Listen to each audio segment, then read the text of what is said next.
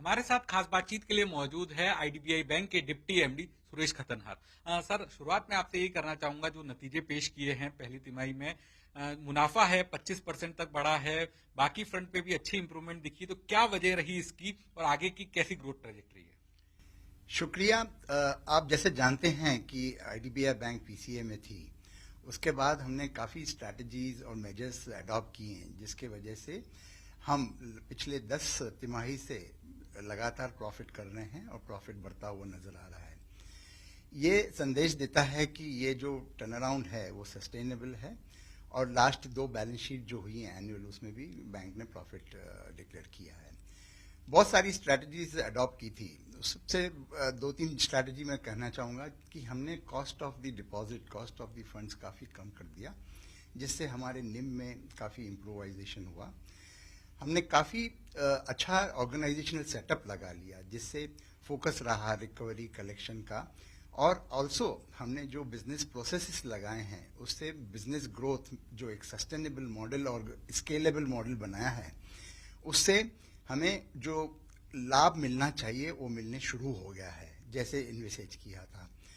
तो business grow हो रहा है, हमारा 12-13% का ग्रोथ दिख रहा है ईयर ऑन ईयर बेसिस, और उसके वजह से हमारी टॉप लाइन बढ़ गई है, हमारी निम इम्प्रूव हुई है, और जो हमने गाइडेंस देते रहे हैं वो हम अचीव कर पा रहे हैं। सर, तो प्रोविजनिंग भी हम देख रहे हैं कि पहले के मुकाबले काफी कम कर दी, 40% तक कम की है, तो क्या अब इतना कॉशियस आप नहीं है बाकी चीजों को लेके? नहीं, प्रोविजन कम होने का कारण यही है कि जो प्रोविजन की जरूरत नहीं है, क्रेडिट कॉस्ट हमारी काफी कम हो गई है। हालांकि हमने गाइडेंस ज्यादा दी थी, लेकिन हमारी जरूरत नहीं है। हमारा जो पोर्टफोलियो है, आप देखिए आज हमारा 63% रिटेल फोकस है, रिटेल लेंडिंग है। उसमें हमने जो मेजर्स लिए हैं, जिस तरह के प्रोडक्ट रिस्क मिटिगेटेड लगाए हैं, हमारा एसएमए कंट्रोल बिल्कुल बढ़िया है और स्लिपेजेस भी बहुत कम हैं, तो उसके वजह से क्रेडिट कॉस्ट कम हो गई है। कॉरपोरेट में हम नया बुक बिल्ड कर रहे हैं, और वो भी बहुत ही एक उम्दा रेटिंग के साथ, AA AAA type of corporate से हम ले रहे हैं, जिसमें हम लेंडिंग कर रहे हैं, तो इसी वजह से प्रोविजन कम हुआ है। इनफैक्ट हमने कुछ प्रोएक्टिव प्रोविजन की है, जो इन केस फ्यूचर में कुछ जरूरत पड़ती है तो उसका काम आएगा। हाँ सर, आप कॉर्पोरेट की बात कर रहे हैं, तो अभी जो डिमांड आ रही है वो क्या कॉर्पोरेट से वापस आनी शुरू हो गई है? कौन से सेक्टर्स हैं जहां पर आपको ग्रीन शूट दिख रहे हैं और रिकवरी देखते हुए आप डिमांड अच्छी लग रही है? कॉर्पोरेट डिमांड वापस आ रही है, ये जरूर कहना चाहूँगा, और ये सही भी है। वर्किंग कैपिटल रिक्वायरमेंट्स बढ़ती जा रही हैं और वो ग्रोथ हो रही है। बीच में जब लिक्विडिटी ज़्यादा थी, बॉन्ड मार्केट डेवलप हो रहा था, तो वो भी अब रेट की वजह से लोग टर्म बोरोइंग या वर्किंग कैपिटल बोरोइंग कर रहे हैं। इसके लिए demand from the banking borrowing is going up.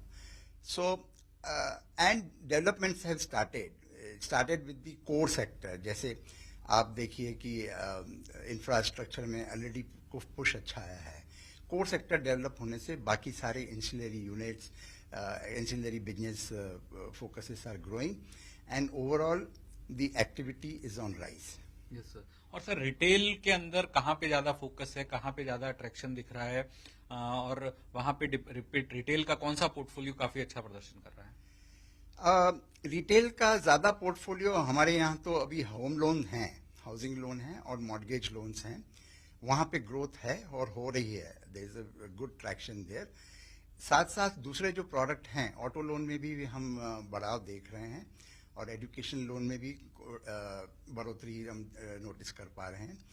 दूसरी बात, एसएमई में भी काफ़ी अच्छा प्रदर्शन किया है, और उसमें भी हमारी ग्रोथ होने लगी है।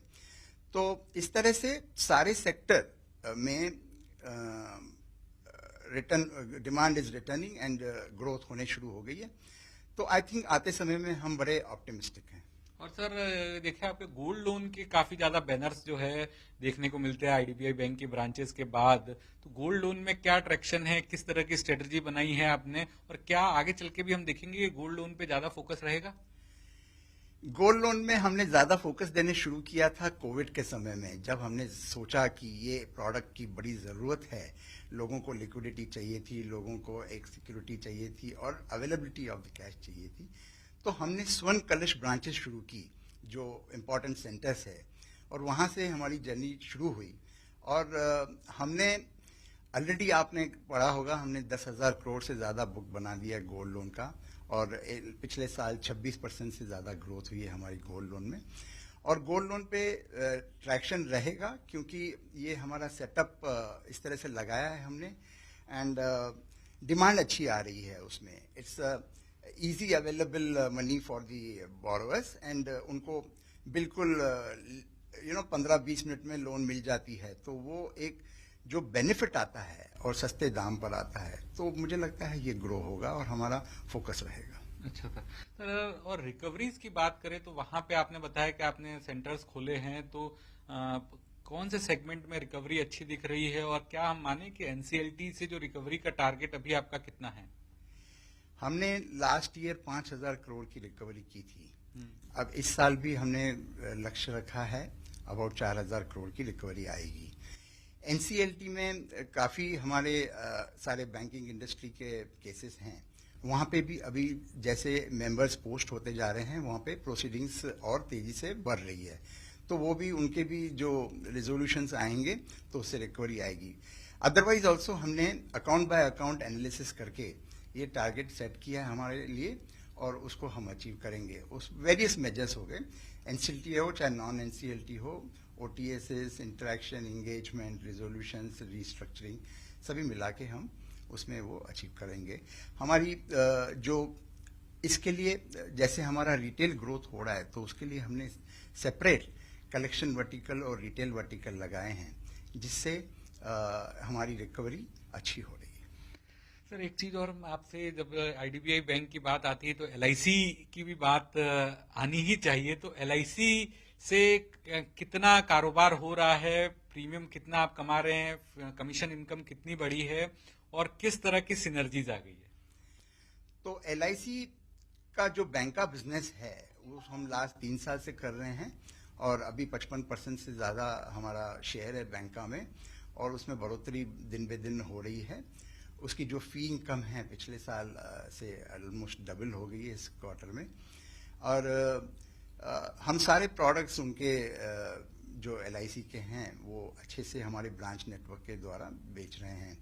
सिनर्जी पॉइंट्स जो हमने डिसाइड की थी जब एलआईसी ने इन्वेस्टमेंट की थी बैंक में, वो उसके ऊपर काम बढ़ते नजर आ रहा है, और उसमें काफी मदद मिल रही है। और जैसे बैंक, एलआईसी को भी बैंक की जरूरत थी, तो एक it's a mutual strategic fit this partnership. और सर, जिस तरह से एलआईसी को भी अब लिस्टेड होने के बाद अपने वीएनबी मार्जिन वगैरह बढ़ाने हैं, पर्टिकुलर प्रोडक्ट पे फोकस करना है, तो क्या आपके बैंक का कारोबार से भी ऐसा पर्टिकुलर कोई पोर्टफोलियो है जहां पर आप फोकस कर रहे हैं एलआईसी के? हाँ, ये सारे प्रोडक्ट्स पे हम कर रहे हैं फोकस। ऐसे कोई स्पेसिफिक कोई स्ट्रैटेजी वीएनबी वगैरह ऐसे होती नहीं।